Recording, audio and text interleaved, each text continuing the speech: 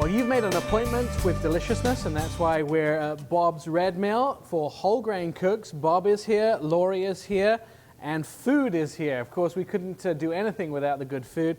Bob, today we're going to look at gluten-free options, and a pie crust is what we're going to make. But you guys make a lot of gluten-free products. People are always stopping me in the store wanting to know about gluten-free. So it's a very popular thing now. A lot of people are finding out they do better and their bodies work better if they eat gluten-free, which is basically without wheat, rye, barley. Okay. And so these whole grains are basically kind of a beginning and what we use to make that wonderful pie crust. Now, tell me what some of them are. Well, we have sorghum flour. That, incidentally, was some years ago, was a flour that was used for feeding birds.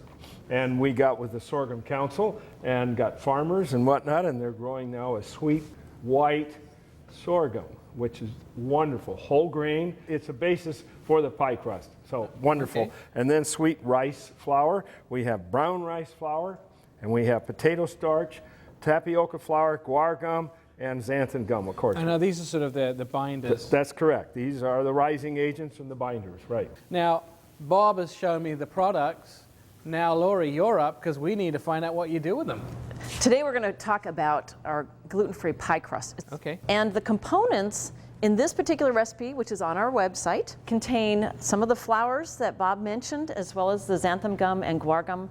And I have a combination of flour blends. So with this particular pie crust that we're going to talk about today, I have tapioca flour, sweet rice flour, sorghum flour, and potato starch, again, the ones that we just spoke about. Okay. With this gluten-free pie crust, we want to make sure that you refrigerate it for at least an hour. So here I've got the parchment paper, and I've dusted with some sweet rice flour, so that way it won't stick to the parchment paper.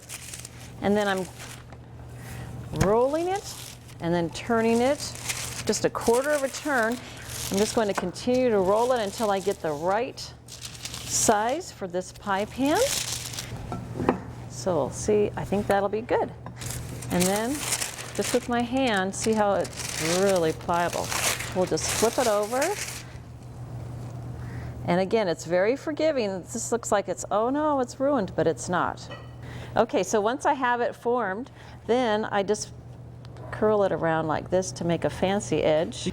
So this is a fast, but see, you can make it really pretty, and you no longer have to go without pie because we have a great gluten-free pie crust. This is what we have. And this is an apple pie It with is. a gluten-free crust. If you want the recipe for this, or any of the other recipes that Bob has with all of his products and Laurie has put together with all of the products, you can go to bobsredmill.com. And thank you for joining us for Whole Grain Cooks. Let's cut in, eh? Pie time.